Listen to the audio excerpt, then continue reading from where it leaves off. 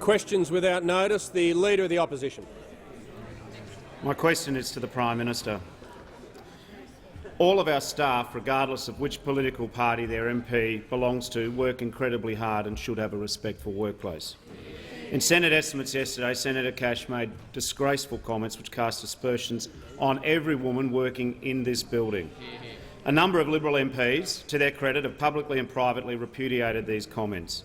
Will the Prime Minister direct his minister to apologise for a statement so we can send a clear message of support to all of the staff who work in this building?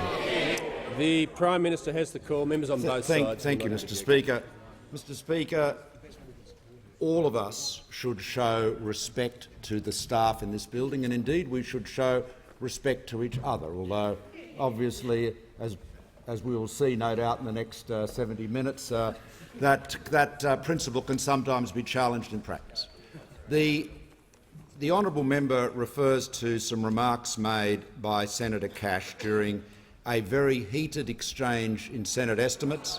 Members on my left. Where she was being bullied and provoked by Senator Cameron. She was. Members on my left. She has withdrawn those remarks and withdrawn them unreservedly. And if the Prime Minister will resume his seat, the Prime Minister will resume his seat. Members on both sides will cease interjecting. A number of members are shouting. They will not shout. And if they do, they will not stay in the chamber. As I've said, members expect me to be able to adjudicate on answers and questions, and members on both sides are making that job impossible. They should be the last to complain if we have a repeat of that situation and I'm unable to hear an exchange of interest. The Prime Minister has the call. Speaker. The Prime Minister will just pause for a second. The member for Jellybrand never misses an opportunity to have himself thrown out. He can leave under 94A. The Prime Minister has the call. Thank you, Mr. Speaker. Mr. Speaker, respect is absolutely essential in all of our dealings. It is why I made the recent change to the ministerial code. As I was saying, Senator Cash was in a heated session in estimates, not the only one we've seen this week, I might add. The remarks that Senator Carr's directed to Senator James Patterson were disgraceful. But, Mr. Speaker, Senator Cash was being bullied and provoked by Senator Cameron, who was making insinuations about staff. Members on my left. She made a response which she has unreservedly withdrawn, and if members opposite, she has withdrawn that. She's withdrawn those remarks, and if members opposite want to mitigate any offence to the persons referred to, they would treat this matter as having been dealt with by the senator in the manner that is the practice in both the houses of this parliament, is when words that are regarded as objectionable have been uttered, they are withdrawn. The member for Ford has the call. Thank you, Mr. Speaker. My question is to the Prime Minister. Will the Prime Minister update the House on the action the government is taking to create jobs and grow the economy, including for families in my electorate of Ford? And is the Prime Minister aware of any risks to the government's approach? The Prime Minister has the call. Thank you, Mr. Speaker. I thank the honourable member for his question. Mr. Speaker, our economic plan is working, and there are 403,000 jobs last year to demonstrate that it is. Mr. Speaker, we know if you want to have more jobs, you have to provide the incentives for employers to invest and to hire, and that is exactly what we have done, with lower taxes for small and medium businesses, overwhelmingly Australian-owned, overwhelmingly family-owned. And they employ, the businesses that are getting those benefits of those tax reductions employ more than half of the workforce. Not giant businesses. These are businesses with turnovers including from July 1 up to $50 million a year. That is where you're seeing the jobs growth. And, Mr. Speaker, What this has done, it's created more jobs, and it's created more jobs and better jobs. And we are starting to see that growth in real wages, which we need, which will come from a tighter labour market, from more demand for labour. The laws of supply and demand have not been suspended. Indeed, as the Governor of the Reserve Bank observed just the other day. Now, Mr Speaker, the alternative to a government that seeks to do everything it can to encourage investment and employment is, of course, the Labor opposition. They want to impose over $150 billion of new taxes on Australians. They want to increase taxes on businesses, the very businesses that are investing and hiring. They want to increase taxes on family businesses, on individuals. They want to drive up the cost of energy. There is no policy in their platform which would create $1 of investment or one job. And Mr Speaker, the reality is this: if you want more of something, then you've got to provide some incentives for it. If you want less of something, put a tax on it. That's why we have high taxes on tobacco, because we want less smoking. This is why, if you want to have more investment, you have to lower the tax on investment. Labor wants to increase it. All that will do is result in less investment and fewer jobs. And of course, his failure to support jobs is so amply demonstrated in his utter hypocrisy over the coal industry and the mine workers he was with at Oakey North, where he said, "I'm with you, I support you." He stood there with Tony Marr, who said Bill Shorten is pro-coal. Mr Speaker, he then went off on a secret snorkelling expedition. He did with Jeff Cousins, paid for by Jeff Cousins, only revealed after Cousins went public, and gave an undertaking to cancel the Adani mine licence, threatening the jobs of thousands of workers he claims to represent. Concluded. The member for Isaacs. Thank you, Mr Speaker. My question is to the Minister for Human Services. I refer to a report last night from BuzzFeed News that the office of the then Justice Minister tipped off a newsroom Member for so Isaacs that will resume his seat. Members on my right will cease interjecting.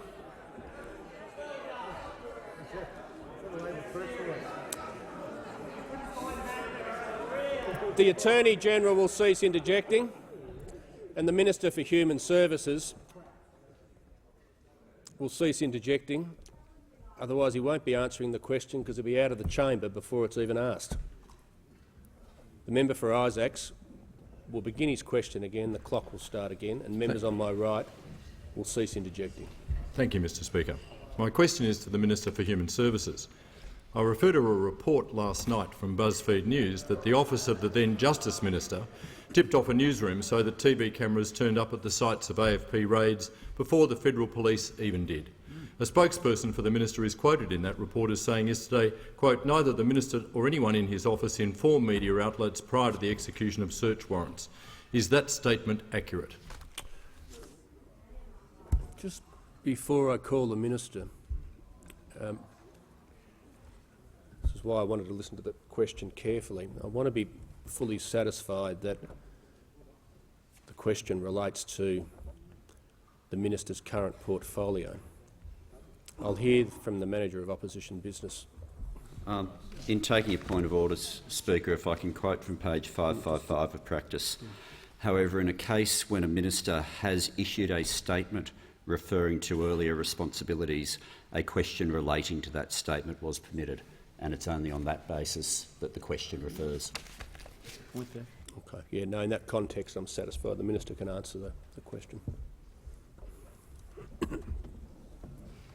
Well, the answers to the member's question is yes, but we will not be distracted by this enormous nonsense that you see from the Labor Party.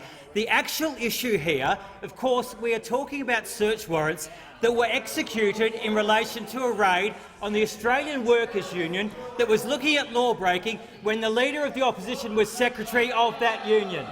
That is what we are talking about here. Now, the issue, the allegations are that donations were made from that union in an unlawful way. They weren't properly authorised, and one of those donations went directly to the Leader of the Opposition's own election campaign. Now, we have the Registered Organisations Commission that exists to make sure that members' money is actually used to benefit members. But of course we know that the Australian Union movement has a culture where members' money is made to benefit the people who run that union. And that is what we're investigating here. Now, if you had nothing to hide, of course, all you would do is cooperate with that investigation. Member for Kingston. But what has happened is that the Labor Party and that union has run an enormous amount of interference. This is just another example, as opposed to actually answering questions about the lawful administration of that union. Well, we won't be distracted. Nobody on this side of the House believes that any organisation in this country is above the law. Unfortunately, we can't say that for the Labor Party. The member for Kingston is warned. The member for Forrest. Thank you, Mr Speaker. My question is to the Prime Minister. Will the Prime Minister outline to the House the importance of the National Day of Action against bullying and violence and the support the government is providing for this important initiative? The Prime Minister has the call. Thank you, Mr Speaker. I thank the honourable member for a question. And, Mr Speaker, the honourable member has been an eloquent and powerful advocate of the need to educate children about the dangers of bullying. I've been with her when she has been speaking to school groups. She is as formidable in the classroom as she is in the House, and she leads by example. It is a very, very important part of all of our work, and so many members here, I'm sure on both sides, are taking action with their school communities to make sure that students and parents and teachers are aware. The member for Fisher and I have been talking about these issues very recently, just yesterday, and the work he's doing I commend as well. Now, Mr Speaker, we live in a world bound by the cybersphere. We all have smartphones. Our children have smartphones. This is a very recent technology. The first smartphone arrived on the scene about a decade ago. And while there are enormous benefits, what it means is that the bullying that used to end at the school gate follows children home to their bedrooms. It's with them all the time. The consequences can be tragic. We're all familiar with the terrible case of Amy Everett, who took her own life, a young girl, victim of bullying. Lucy and I have been with her parents and her sister. It is heartrending. Every parent and grandparent in this chamber understands the challenge that we face in keeping our children safe. Now, we need to have a change of culture in our schools, in our society, to say no bullying, zero tolerance for bullying and violence at schools. Now, Mr Speaker, the government chose to tackle this problem head-on by establishing the Children's E-Safety Commissioner, and we've since expanded the role of this important agency so it's truly a national coordinating body for all Australians. The E-Safety Commissioner, who is Julie Inman-Grant, who is doing an outstanding job. The predecessor, Alistair McGibbon, did a great job. But, you know, so often the online bullying is really just an extension of what you might call bad old-fashioned bullying that is going on in the schools. And that's why we're supporting the National Day of Action Against Bullying and Violence on the 16th of March. So, Senator Birmingham, the Education Minister, and I have written to every school principal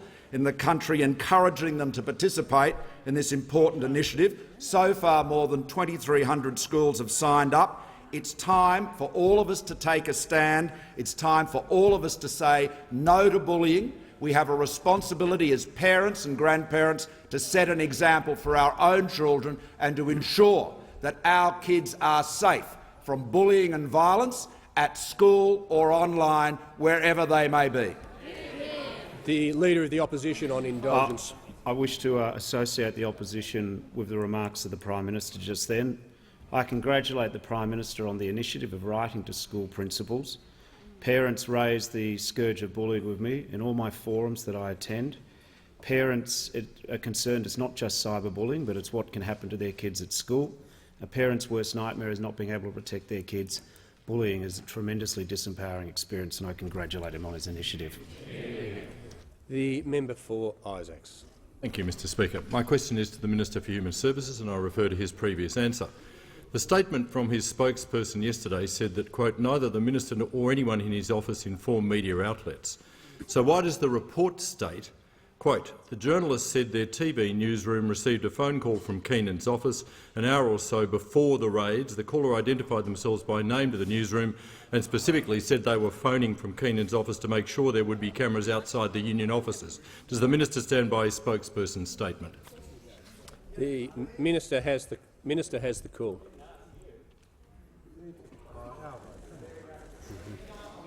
I just answered that exact question. Yes is the answer. Now, I'll return to what I was saying before. The issue here is that one side of Australian politics accepts and incubates a culture where lawlessness in the union movement is completely acceptable. That is the reality. And there's evidence for this. There's evidence for this. The Labor Party is financed by union organisations that have members that are consistently before the courts for law-breaking. The CFMEU, the most notorious union in Australia, 77 of its members are currently before the courts on criminal charges. 77. This union is more like a criminal organisation than than somebody who's representing the interests of workers. And the head of that union, the Victorian head of that union, was the guest of honour at the Leader of the Opposition's election night party. A guest of honour at the— Now, I didn't have any criminals at my election night party. I doubt anyone here had criminals at their election night party, but apparently the Leader of the Opposition had, as his guest of honour, a convicted criminal with a rap sheet as long as my arm. Now, Mr Speaker, this is another in a long series of distractions, running interference for the union movement, when really what they should be doing is repudiating lawlessness within that union movement, not accepting money from unions that are acting like criminal organisations. But we know under this Leader of the Opposition that will never happen. Members on both sides. The member for Kennedy has the call. Prime Minister, could you advise what free marketing has done for, or rather to, Australia? Are you aware the ALP-LNP free marketing of wool, 68% gone, $16 billion, gas sold offshore for 6 cents, now onshore we pay $16, $23 billion, motor vehicle industry gone, $21 billion, petrol no ethanol, $19 billion, and the Galilee coal rail line, $12 billion a year. 5 items, $91 billion a year it's costing us. When will you and the ALP leave fantasy land of the Sydney suits and realise the struggle streak you've imposed upon Australians? The Prime Minister has the call. Thank you. I thank the honourable member for his very wide-ranging question. Mr Speaker, Mr Speaker, let me deal with the success of the government's policies in regional Queensland. Now, around last year, with 403,000 jobs created Australia-wide, around 120,000 jobs were created in regional Australia. The Prime Minister will resume his seat. The member for Kennedy— Ask the question about free market policy. Member for Kennedy will resume his seat. Member for Kennedy will resume his seat. I'm prepared to call the member for Kennedy on a point of order. I am going to finish the sentence before he starts addressing it, and he can state what the point of order is. He can operate under the same rules as every other member of this House, and he's not going to shout at me. Member for Kennedy on a point of order. Mr Speaker, is we ask a question in this parliament, he needs to state the point of order. And the people of Australia deserve to have an answer to that. Member for Kennedy will resume his seat. The member for Kennedy has not raised a single point of order. He's just made a statement. I'm therefore not going to waste the time of the House. I'm simply going to call the Prime Minister. Yeah, thank you. Thank you very much, Mr Speaker. Look, I understand the member for Kennedy does not approve of or agree with free market economics, but I have to say to him, with respect to to his views that we here in the government believe in free markets, we believe in trade, we believe in free enterprise. And I was noting that in regional Queensland alone, 49,000 new jobs were created last year, nearly as many as in Greater Brisbane. And, you know, our policies are creating jobs in the honourable member's electorate and others in regional Queensland. The big export trade deals are giving greater access for cattle farmers across Queensland to enter the new markets, large markets in Asia. Our instant asset write-off is benefiting small business people like stores and tradesmen, perhaps in Innisfail. The honourable member would be prepared to acknowledge that. Energy is very important. The honourable member often accepts that. The National Energy Guarantee will make energy more reliable and affordable. And of course, our company tax cuts, and I know the honourable member comes from a business background. He understands how important small and medium family businesses is. Indeed, he's representing a family business here in the House of Representatives. And, Mr Speaker, the honourable member knows that those family businesses are employing more because of the tax cuts that we've given. They're investing more and getting ahead. So I appreciate the honourable member does not agree with free market economics. We do, and we are seeing, and he is seeing in his electorate, the benefits of the economic leadership that the government has provided. The member for Dunkley. Thank you, Mr Speaker. My question is to the Treasurer. Will the Treasurer update the House on recent economic data releases and how this reflects the continued strength of the Australian economy, including in my electorate of Dunkley? Is the Treasurer aware of any approaches that would risk this economic strength? The Treasurer has the call. Thank you, Mr Speaker, and I thank the member for Dunkley for his question. I know the member for Dunkley is proud to be part of a government whose plan for jobs and growth is working in this country. And as we see from the recent data releases, which we've often referred to in this House, those results include over 403,000 jobs created in the past year, more than 1,100 jobs per day, 3/4 of those jobs being full-time positions. I note that in Tasmania, jobs growth has been running at 3.2%. That's almost 5 times the average of the past decade. That's a great reason to re-elect the Hodgman government in Tasmania. Nationally, job growth has been positive now for 16 months, the longest consecutive run of jobs growth in recorded Australian economic history. ANZ job ads are at the highest level in almost 7 years. Confidence levels with consumers have risen 8% in the past 6 months. Business conditions are close to the highest level on record and are highest in Tasmania. Again, I note, business confidence is twice the long-run average. Capital expenditure expectations, according to the National Australia Bank survey, is at the highest level in over a decade. And today's CapEx data for the December quarter shows non-mining capital expenditure grew by 10%. 10% in 2017. Now, that's the strongest pace in 3 years, and it's the 5th consecutive increase in non-mining investment, the first time that has happened since 2002. Now, overall new capital expenditure growth of 4% in 2017 is something that has been the result of a government that understands the importance of driving investment and is driven by a party that is focused on growth. But sadly, not all political parties are interested in growth. And I refer to that great tome, Hearts and Minds, Mr Speaker, by the Shadow Treasurer. Still available for others if they want to borrow it. I seem to be the only one. But in the foreword from Paul Keating it says this,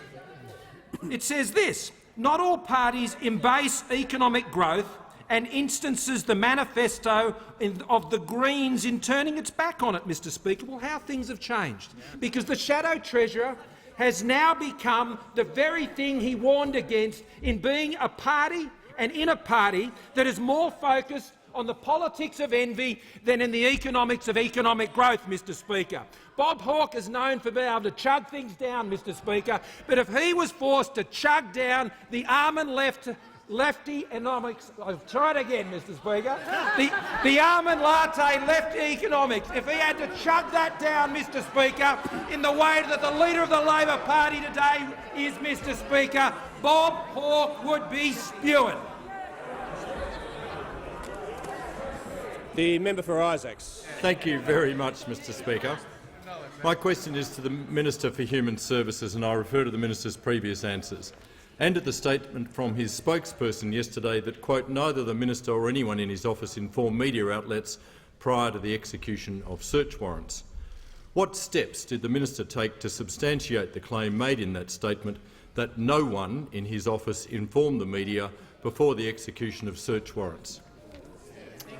The minister has the call, and for those just before I call in, those querying in a disorderly way through interjection about how it's relevant, after the minister answered that first question, it opens up further questioning on his previous answer, and we've had a history of many examples of that. So that's why I'm ruling the question in order. The minister has the call. Well, thank you, Mr Speaker. And I'm not going to be cross-examined by a rumpole of the Bailey here, who is running a protection racket for a corrupt union movement that remains in control of this Labor Party. I have no intention of doing that. Mr Speaker, the issue here is one of the national interest. There is a much broader issue than the sort of nonsense smear and innuendo that this man specialises in dragging into this parliament. And the issue is the Australian Labor Party, financed by, run by, candidates pre-selected by the Australian Union Movement, the head of which says that they don't need to submit to Australian law. Mr Speaker, we believe in the rule of law. We respect the rule of law. I don't break the law. My office doesn't break the law. Unfortunately, you can't say that for the people that run the Labor Party. The member for Dawson has the call. Well, thank you, Mr Speaker. My question is to the Deputy Prime Minister and Minister for Infrastructure and Transport. Will the Deputy Prime Minister update the House on how the Liberal National Government is helping to support creation of more and better paid jobs for hard-working Australians in my home state of Queensland, and is he aware of any alternatives? The Deputy Prime Minister has the call. Thank you, Mr Speaker, and I thank the member for Dawson for his question. I live in hope that Labor might ask a question on the economy in today's question time. Mr Speaker, the member for Dawson is a strong and passionate advocate, for regional issues and for central Queensland. We heard from the Prime Minister just a little earlier, 49,000 jobs created in regional Queensland by the Liberal Nationals government, by business, creating those jobs thanks to the good economic policies of this government. Now, the member for Dawson, like all members from central Queensland and around the country, is a fighter for local jobs. He's a fighter for local infrastructure. He's a fighter for the farming and resources sector, for his people and for regional Australia. And that's what we're here for, to represent the people and focus on real issues, like taking pressure off household budgets, families and small businesses, making sure that when they flick the switch, the lights come on and the bills stay down. Fighting every single day to create new jobs, 1,100 jobs a day last year, Mr Speaker, but there's more to come.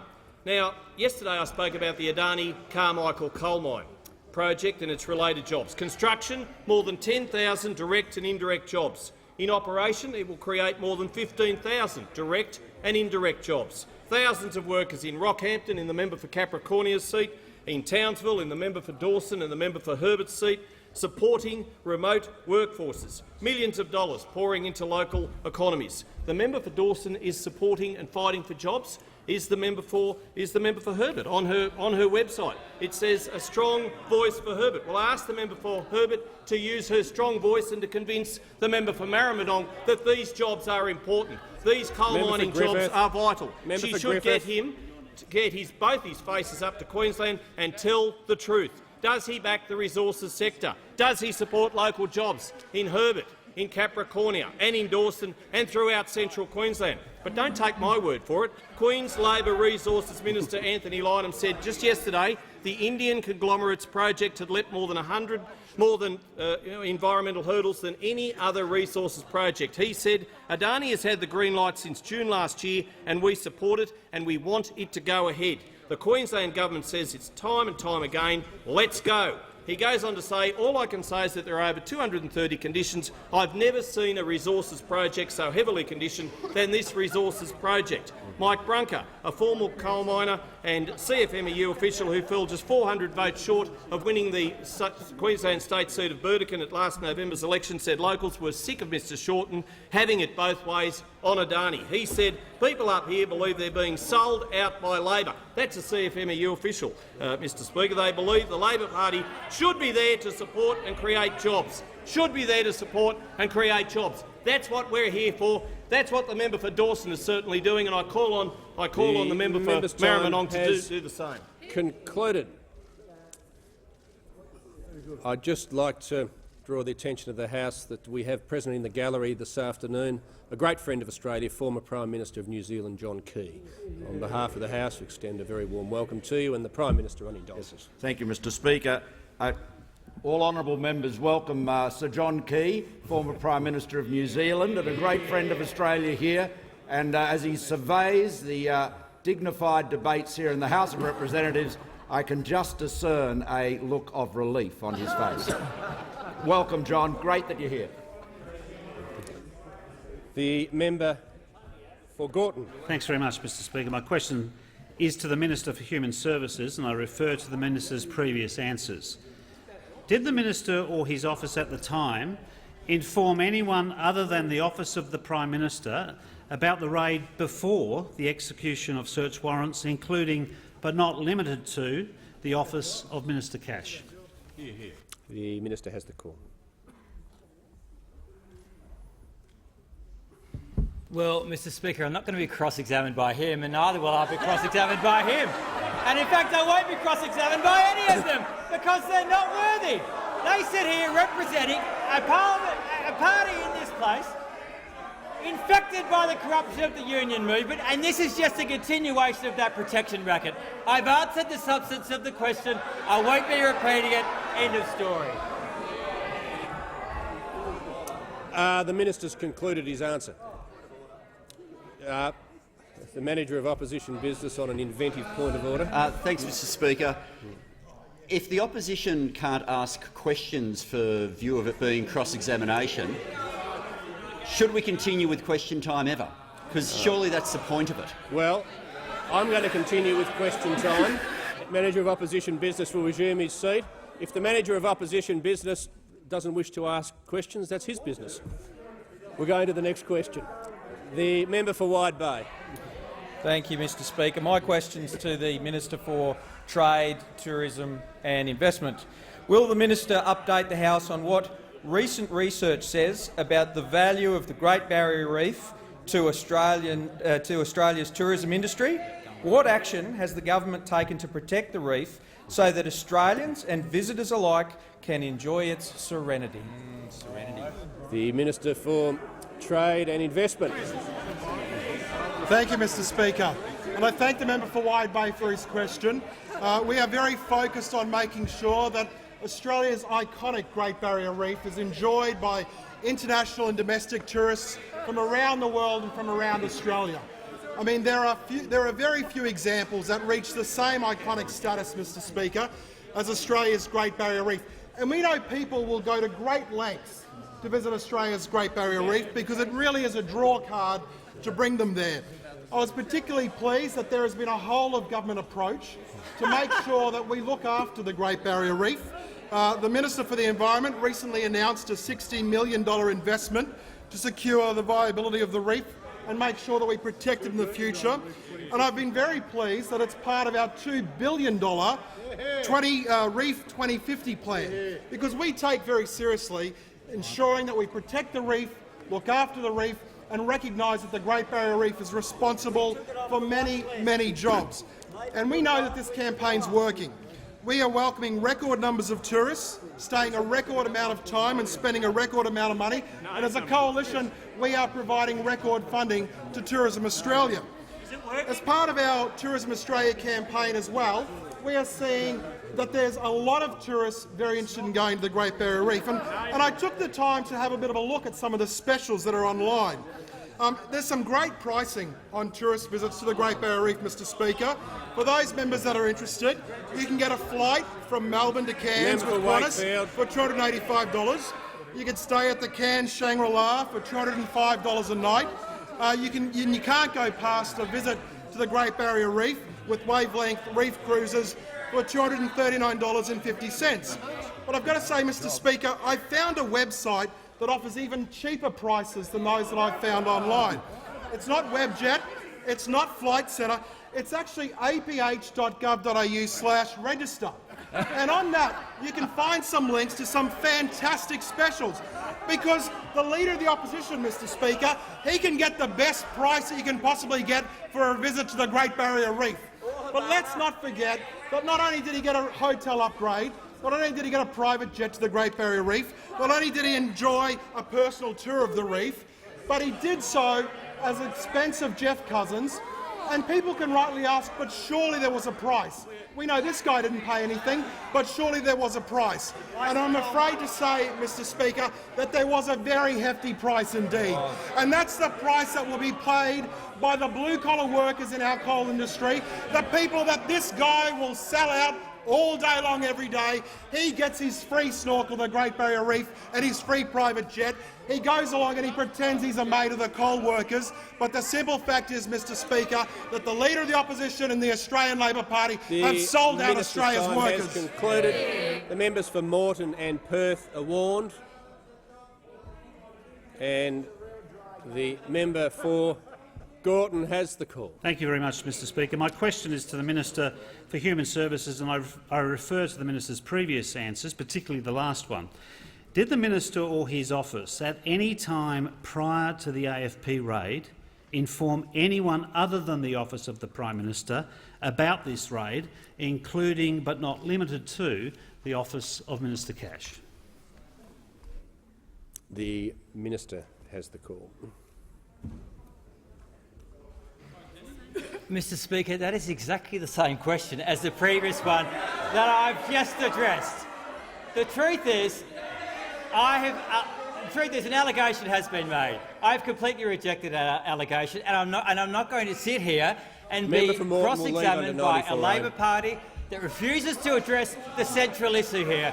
And the central issue is, and the fact about these raids were that it was dealing with malfeasance within the union movement.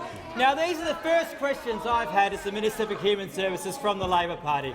They haven't asked me about anything that's going on in my portfolio. They haven't asked me about the $1.5 billion transformation program we have to make sure that Australians accessing the social security system get the best possible service that we can. I mean, the Leader of the Opposition gave a press conference just before question time, or issued a statement just before question time, saying the Australian people are sick of these inside the Beltway issues and they want us to return to issues of real substance. And then they come in here and they perform this sort of seat for a second. The Manager of Opposition Business on a point of order. Yes, Mr Speaker. On direct relevance, it's not in order for the Minister to go through all the reasons why he doesn't want to answer a question. The Manager of Opposition Business will resume his seat. The Minister is in order if he's on the policy topic. I've said that ad nauseum. The Minister's in order. Has he concluded his answer? You've concluded your answer. The member for Canning has the call. Thanks very much, Mr Speaker. My question is to the Minister for Home Affairs. Will the Minister update the House on the importance of a strong and consistent approach to border protection? Is the Minister aware of any threats to this approach? The Minister for Home Affairs has the call. Mr Speaker, I thank the honourable member indeed for his question. Thank him for the work the great work he does as chair of the Joint Committee on Intelligence Matters, and acknowledge on both sides the members of that committee that do incredible work in keeping our country safe, and I acknowledge in particular the work that they've done in relation to the recent bill relating to the stand-up of the Home Affairs portfolio. Mr Speaker, it is a significant occasion that we celebrate today, and that is that we have 700 days since the last one of the 8,000 children was released from detention that Labor put into detention. We are very proud, Mr Speaker, of the fact that we were able to close the 17 detention centres and get the 8,000 children out of detention. We've done it in a way that hasn't allowed the boats to recommence, even though, Mr Speaker, as we've mentioned on previous occasions, over the course of Operation Sovereign Borders, we've turned back some 32 boats. So the important point to remember is that the problem has not gone away. The problem has not gone away in the Mediterranean, it's not gone away across Asia, it's not gone way for us, as our nation is and will always remain a destination for people smugglers, Mr Speaker. People smugglers take money from innocent men, women and children. They don't care whether those men, women and children go to the bottom of the ocean, as 1,200 people tragically did, at least 1,200 people did under the Labor watch when they lost control of the borders. We have not had a death at sea, Mr Speaker, and we have been very fortunate that, given the uplift of people now from Medicine Nauru that Labor put onto Medicine Nauru, that we have not seen fresh arrivals to fill those vacancies. But, Mr Speaker, is all of that success at risk? Yes, it is. No question about it, Mr Speaker. The Leader of the Opposition, as we know, has two faces. He says one thing to one audience, walks out of the room and says the complete opposite to the next audience that he comes across, because he believes that's what they want to hear. And, Mr Speaker, in this area of public policy, one of the most important areas of public policy that we can concentrate on, the Leader of the Opposition looked the Australian people in the eye at the last election and said that he would not unwind the successful policies that have got those kids out of detention, that have stopped those drownings at sea and that have kept the people smugglers at bay. And yet every day since, Mr Speaker, this Leader of the Opposition has made announcements in relation to unwinding each aspect of Operation Sovereign Borders. So if the Australian public is asking themselves why the Shadow Minister, who now just wakes up 585 days into his term, he has not asked a question, and that's why the Labor Party don't want to talk about this policy. They've abandoned the temporary protection visa policy. They have said that they will walk away from offshore processing, and they don't have the mettle to deal with turning back boats where it's safe to do so. People know that this Leader of the Opposition says whatever it takes, but he can't be trusted. The member for Gorton. Thanks very much, Mr Speaker. My question is to the Minister for Human Services, and I refer to his previous answers. A moment ago, the Minister said he rejected the allegation. Does he deny his office being the original source of the leak to the media about the AFP raid? Yes or no? The Minister has the call. Yes, he does. How much clearer can I be? Yes. The member for Corangamite. Thank you, Mr. Speaker. Members on both sides will cease interjecting. The Minister for Human Services will cease interjecting. The member for Corangamite will begin her question again. Thank you, Mr Speaker. My question is to the Minister for Revenue and Financial Services. Will the Minister update the House on the importance of creating a tax setting which helps grow the economy and reduces the tax burden on hard-working Australians? Is the Minister aware of any alternative approaches which pose a threat to Australian small businesses and families alike, including in my electorate of Corangamite? The Minister for Revenue and Financial Services. I thank the member for Corangamite for her question, and I applaud her for her tireless advocacy on behalf of her constituents, in particular the more than 17,000 small businesses that have benefited from our government's small business and medium-sized enterprise tax cuts. The government has in fact put in place and worked very hard to put in place the right settings to drive economic growth and boost jobs. We've cut taxes for small and medium-sized enterprises, and we have seen the creation of 1,100 jobs every day to ensure that more and more Australians have the opportunity to work, to invest and to grow our economy.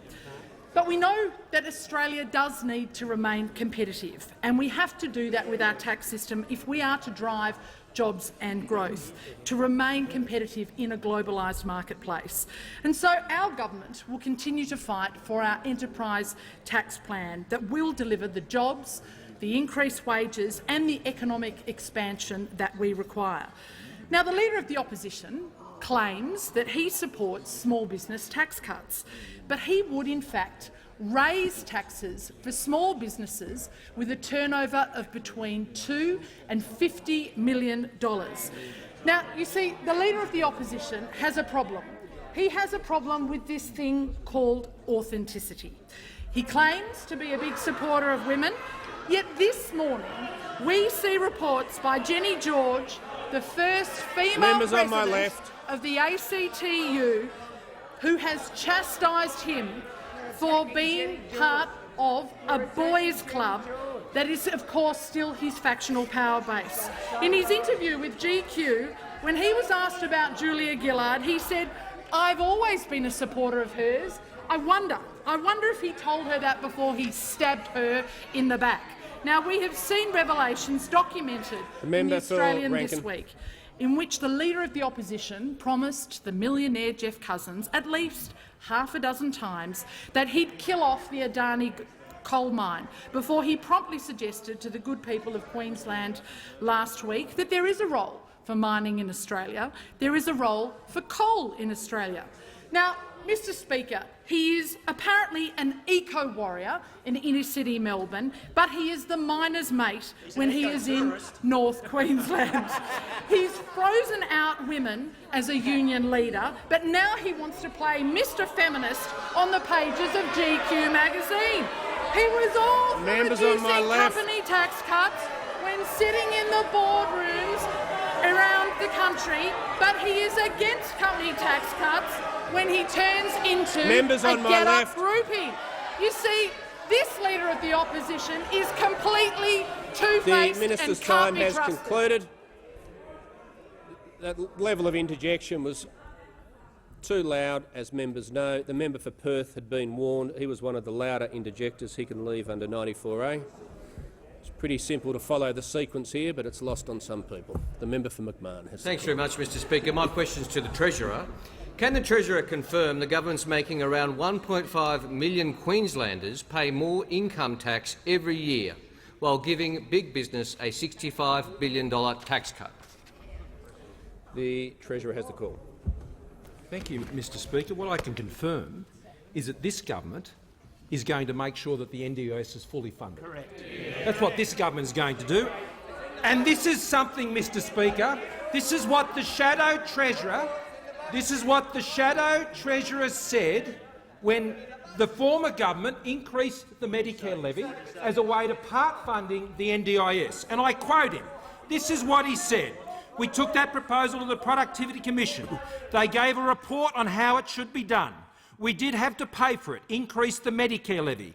That's something that was very controversial when we did it, but I think it was the right thing to do because all Australians would recognise that as a decent, compassionate nation, it is the right thing to do now. It is overdue." Well, if it was the right thing to do then, it's the right thing to do now, Mr Speaker. This is a Shadow Treasurer that has turned his back on everything he used to believe, Mr Speaker.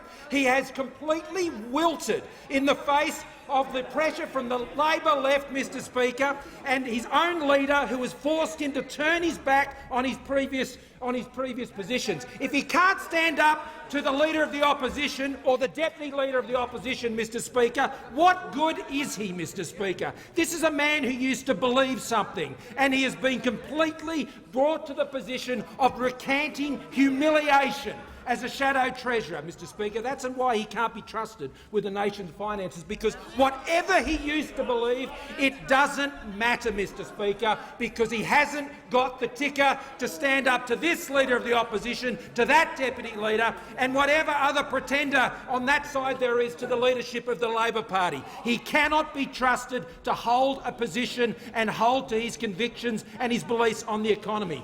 We support fully funding the NDIS. We support those people in Australia, those families, Mr Speaker, who are relying on this scheme. It was Julia Gillard who says everybody benefits, everybody puts in. The Labor Party have turned their back on Julia Gillard, on Bob Hawke, on Paul Keating, Mr Speaker. They don't know who they are or where they're going. And when you believe in nothing, no one will believe in you. The member for Capricornia. Thank you, Mr Speaker. My question is to the Minister for the Environment and Energy. Will the Minister update the House on the importance of consistency in energy and environmental policy in order to attract foreign investment and create jobs for hard-working people in regional Australia? What are the risks associated with alternative approaches? The Minister for the Environment and Energy. Thank you, Mr Speaker, and I thank the member for Capricornia, and know as a hard-working local member. She is fighting for regional jobs in Rockhampton, in Serena, in Pioneer Valley and in the coalfields of the Galilee and the Bowen Basins, Mr Speaker. and the most important mining project for the people in her electorate is the Carmichael mine, Mr Speaker.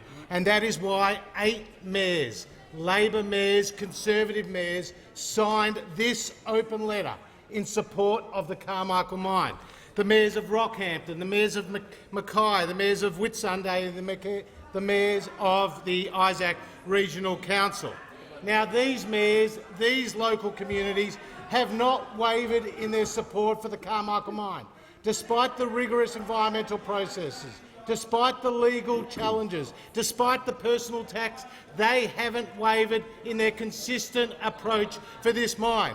But I tell you what, the Leader of the Opposition has, Mr Speaker, because he will say one thing to the miners in Mackay and another to the baristas in Brunswick, Mr Speaker. He will say one thing to people in Queensland and another to the people of Melbourne, Mr Speaker. This is what the Leader of the Opposition said in April last year, and I quote, I support the Adani mine, said the Leader of the Opposition. But in Batman, the Leader of the Opposition says he's increasingly sceptical, holding out the prospect that the mine doesn't deserve to go ahead, Mr Speaker. The member for Shortland on his website says, I quote, I welcome the jobs that the Carmichael mine will provide in Queensland, Mr Speaker. The Leader of the Opposition, on the other hand, says to the people of Batman that Carmichael mine will create fake jobs. They're never going to materialise, he said, Mr Speaker. The Leader of the Opposition goes to the Latrobe Valley and says to the workers that coal has a future in Australia. At the same time, the Labor Party supports motions in this place that says coal has no future in Australia, Mr Speaker.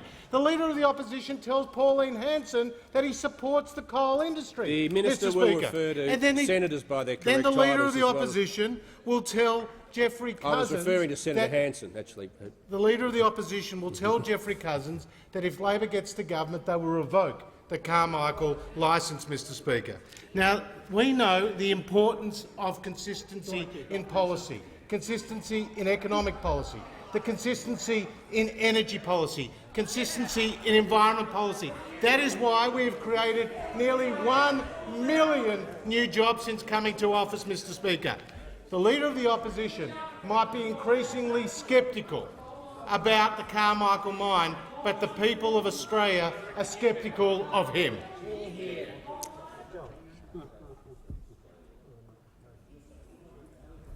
The Leader of the Opposition. Thank you, Mr Speaker. My question is to the Prime Minister. Can the Prime Minister confirm that he's making over 150,000 Tasmanians pay more income tax every year whilst providing a $65 billion handout to big business? The Prime Minister has the call. Well, thank you, Mr Speaker. It's taken the Leader of the Opposition now 54 minutes to ask a question about the economy. It really is. And he's asking us, and this is a Leader of the Opposition who has said we should be talking about the things that matter to all Australians. Well, I thank him for raising something that matters to every Australian, and that is ensuring that the National Disability Insurance Scheme is fully funded and paid for. And the Leader of the Opposition took great credit for the NDIS when it was set up with bipartisan support from the member for Warringah as Leader of the Opposition in those days. It was set up with bipartisan support, and he took great credit for that, but he never paid for it. He never paid for it. He wanted the plaudits, but he wasn't prepared to do the hard yards and make the decisions to ensure that parents with disabled kids who are worried how they will be cared for after the parents have gone, those parents, we can say we are doing everything we can to ensure the money will be there and that security will be there for their children. We did that. We're doing that now. And why won't the Labor Party support it? Purely politics. They complain about an increase in the Medicare levy. That is exactly the argument that we have put is exactly the argument that Julia Gillard put several years ago and which we in the coalition accepted and supported. We recognise that the NDIS needed to be paid for. Regrettably, the Labor Party did not fund it. They failed to do so. They've let down people with disabilities and their families right across the country. Surely the time has come for Labor to own up to their failure and recognise that we owe it to those Australians with disabilities and their loved ones and their families to pay for the support we have promised them. It's our duty. We should honour that support, honour that commitment. Labor should back our changes to the Medicare levy because they know they will provide the security and the support and the integrity that Australians with disabilities deserve. The member for Boothby. Thank you, Mr Speaker. Mr Speaker, my question is to the Minister for Health. Will the minister update the House on how the coalition government's record support for the South Australian health and aged care system compares to other approaches? How will this impact on the delivery of services for people in my electorate of Boothby? The Minister for Health. Thank you very much, Mr Speaker, and I want to thank the member for Boothby, who's been a great champion of projects such as the Flinders Eye Centre glaucoma project, a $9.5 million coalition investment in research and treatment for glaucoma. More than that, though, she's been an advocate for South Australian hospital funding, and she's seen a 26% increase in federal funding on our watch so far, increasing to 47% over the course of the forward estimates, which compares with 6%, a 6% increase from state Labor under their watch over the same period for their own hospitals. A measly 6%, made all the worse by the fact that in the last full year of funding they cut health funding by $7.5 million. Now, these things come with consequences, of course, when you make a cut like that. It's no surprise that they can't keep the electricity running and they can't keep the generators running either. That's why in her electorate we saw the Flinders Medical Centre lose power with tragic consequences. We saw Mount Gambier Hospital lose power. We saw Port Augusta Hospital lose power. We've seen the faulty towers, which has become the Royal Adelaide Hospital. It lost power. It shackled prisoners. It kept patients. For days in the emergency department. But all of this pales with the results released in the catastrophic findings, the catastrophic outcomes that were highlighted in the ICAC report into the Oakton Aged Care Centre, a South Australian government-run centre. And what that report found wasn't just local mismanagement, but it found that at the state level there were fundamental failures of management. In particular, the ICAC report found, and I quote, that the minister formerly responsible under the Weatherall government, quote, took every opportunity available to deflect any possible criticism of her onto others. She blamed others for mistakes or failings whenever and wherever possible. But even worse than that, the ICAC report found that an SA Labor minister confirmed to ICAC, and I quote, that the government did not want to take on the unions 3 months before an election, and this was the likely reason why nothing was done. 4 years ago they knew. 4 years ago they turned a blind eye on abuse. 4 years ago they made a decision that their union mates were more important than patients. The conclusion is very clear. This was an abrogation of duty that should cause the Premier to resign, now not in 3 weeks' time, and the people of South Australia to turn out this worthless government. The member for Franklin has the call.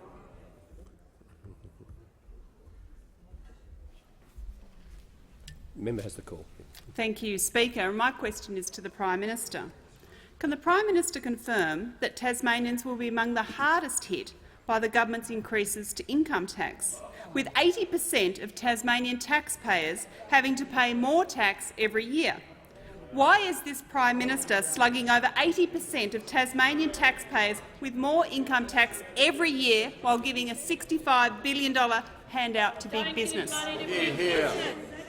Member for Jagga Jagga. Member for Jagga Jagga. The Prime Minister has the Well, question. thank you, thank you, Mr. Speaker. This question has a certain similarity to the one I just answered, and I remind the honourable member that the Tasmanians, as indeed all Australians, want the NDIS to be fully funded. And the honourable member has to go back to her Tasmanian constituents and say to them why she is not supporting the funding of the NDIS. She should go and see some of her constituents who are struggling with disabilities and explain to them why she will not fund the NDIS. She has to explain that. Oh, I hear from the opposition benches that it's funded. Well, it's not. Regrettably, the Labor Party failed disabled Australians. They failed disabled Australians right around the country. And the honourable member should hang her head in shame when she goes to see disabled constituents of hers, because she's let them down. And they will look her in the eye and say, why don't you support the government in making the money available to ensure they have the dignity and the support that they deserve? The Labor Party is dripping with compassion when it suits them, but when it comes to the crunch, they have failed disabled Australians. It's about time they did the right thing. The member for Barker. Thank you, Mr. Speaker. Mr. Speaker, my question is to the Attorney-General. Will the Attorney update the House on the importance of responding to reports of elder abuse, especially in my home state of South Australia? And, Attorney, what is the Coalition Government doing to respond to the issue of elder abuse, and are there any alternatives? The Attorney-General has Thank the you, call. Mr. Speaker, and I thank the member for his question. And as the member is well aware, the Turnbull government is the first Australian government to commit to the development of a national plan on elder abuse.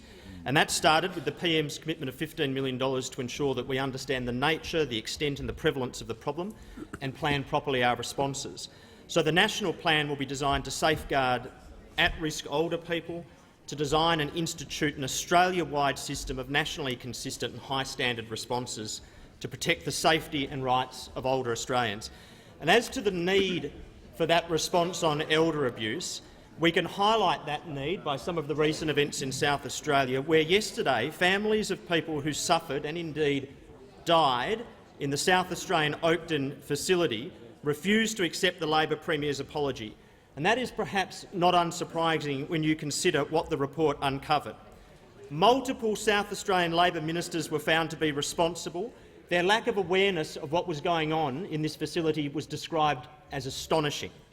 Health officials sent numerous briefing notices to those ministers, setting out the need to change service delivery models. They recommended outsourcing some service delivery to create what was quoted as a more suitable environment with specialist operators. But those same Labor ministers were privately warned by union leaders that a range of unions, including United Voice, would launch a campaign against reform and had, quote, indicated their intention to launch that campaign. So, members of this House, the reason for inaction, the reason for the tragedies in that institution, well, Jack Snelling, as minister, told the inquiry that the main concern was not service delivery, but was, quote, that South Australian Labor did not want an industrial war. And in the final insult to victims, Mr. Speaker, there was a clear lack of cooperation with the inquiry. The Premier refused access to documents asked by the inquirer, and here is how the Commissioner described the evidence given by former Labor Minister Vlahos. Here's the description for you, member. She was a poor witness, belligerent and aggressive, evasive. Much of her evidence was inherently inconsistent. So what we had, Mr. Speaker and members of this House, was unions dictating Labor policy, resulting in a commission, resulting in evasive evidence from a senior Labor person. Does that ring any bells? Does that sound familiar? Well, strangely, I had the occasion to look at another description, in this case by a Royal Commissioner, of another very senior Labor member, in front of an inquiry where unions had dictated policy to Labor, and the description of that witness was, what I'm concerned about is your credibility as a witness and perhaps your self-interest as a witness. The Minister's Get time rid of has this concluded. South Australian. The member for Isaacs will contain himself. The Deputy Leader of the Opposition has the call. Thank you, Mr Speaker. My question is to the Prime Minister. The Prime Minister's cut millions of dollars from Tasmania's public hospitals and now wants to lock in these cuts for another 7 years. Almost 6,000 Tasmanians are waiting for elective surgery in Tasmania, with 1 in 10 patients waiting for almost a year. So will the Prime Minister join with Labor to invest $30 million to help clear this backlog so Tasmanians can get the health care they deserve? The Minister for Health. Thanks very much, Mr Speaker. And I'm delighted to take this question because in Labor's last year in office, Commonwealth funding to Tasmanian hospitals was $300 million. This year, under us, it's $393 million. By the end of the forward estimates, it will be $440 million. And only a few weeks ago, the Prime Minister offered Tasmania an additional $403 million over and above the current 5-year period for the next 5-year period. So each year, every year, under this government has been record funding for Tasmania's hospitals. And in addition to that, there was a $730 million one-off bonus with the passage of the Mersey Hospital back to Tasmania. So not only record funding each and every year, the largest single medical payment in Tasmania's history, last year $730 million. So what we see is a 47% increase from when we came in to the end of the forward estimates under this government. But there's something very interesting. They ask about waiting times for elective surgery. Well, I just happened to have a look before question time today, just to update myself. And you know what? The Royal Adelaide Hospital, 14-15, the last year when Labor left office in Tasmania, 63% of surgeries for Category 1 in the Royal Adelaide Hospital occurred within 30 days. And now 73%, or 10% better, under the Hodgman government occurred within those 30 days. So from state Labor's last year in government, it's gone from 63% within 30 days to the Hodgman government 73% in 30 days. In other words, a 10% or massive increase in the on-time completion. But it's also the same in the Launceston Hospital. Very interestingly, when you look at Category 2 there, you see in 14-15, under the previous state Labor government, 35% of Category 2 operations occurred within 90 days. Under the Hodgman government, double that at 71% are done within that time. Sometimes it's better to keep quiet and let everybody know rather than to get up and confirm what everybody had suspected. The truth is, funding has gone up each and every year under us, and the truth is the Hodgman government has reduced waiting times, whether it's in the Royal Hobart Hospital, whether it's in the Launceston Hospital. And you know what? It compares very favourably to the calamities in the Royal Adelaide Hospital and the disgrace that is the South Australian health system. The member for Leichhardt. Thank you very much indeed, Mr Speaker. And my question is to the Minister for Regional Development, Territories and Local Government.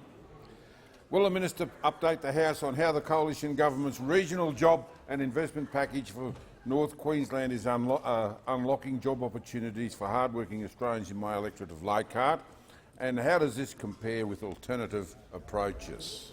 The Minister for Regional Government and Local Government. Thank you, Mr Speaker, and I thank the member for Leichhardt for his question. Now, as I'm sure everyone in this House would agree, when we think of tropical North Queensland, we all think of a hard-working, diverse community which has immense opportunities.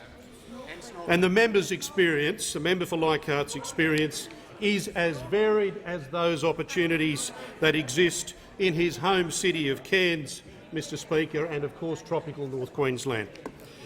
Now, Cairns is an economy that is turning the corner. For the first time in many years, the CBD of Cairns is a hive of activity. with some 6 cranes dotting the Cairns skyline undertaking development.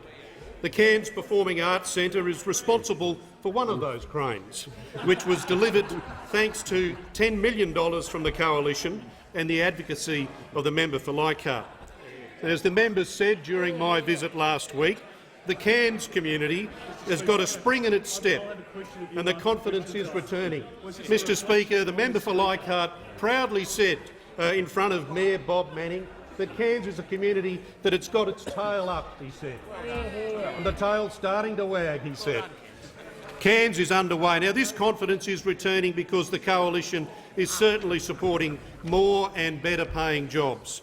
We provided tax cuts to small and medium businesses so they can invest more and employ more locals. 21 projects creating 1,000 jobs, Mr Speaker, delivered for tropical North Queensland thanks to the Regional Jobs and Investment Package were delivered just last week, generating some 400 jobs during construction and nearly 650 ongoing jobs in tropical North Queensland. Now, no project embodies the renewed energy and confidence in Cairns like the refurbishment of the Cairns Courthouse, which will help unlock a whole new cultural arts centre in the centre of this magnificent city. A $2.1 million investment, the project will go from creative vision to construction. So, Mr Speaker, nearly $40 million worth of projects created out of this investment. Now, the opposition, on the other hand, they may parrot lines about wanting to create jobs in regional Australia and regional Queensland, but the Leader of the Opposition obviously has no credibility whatsoever, as we've seen, when it comes to creating jobs in my regional areas of my home state of Queensland. He says a different thing, Mr Speaker, to the Labor-aligned mayors of Townsville, of Brockhampton, the Labor candidates such as the former mayor for Bowen in Burdekin, to what he says to Jeff Cousins and, of course, the Green-aligned voters of Batman.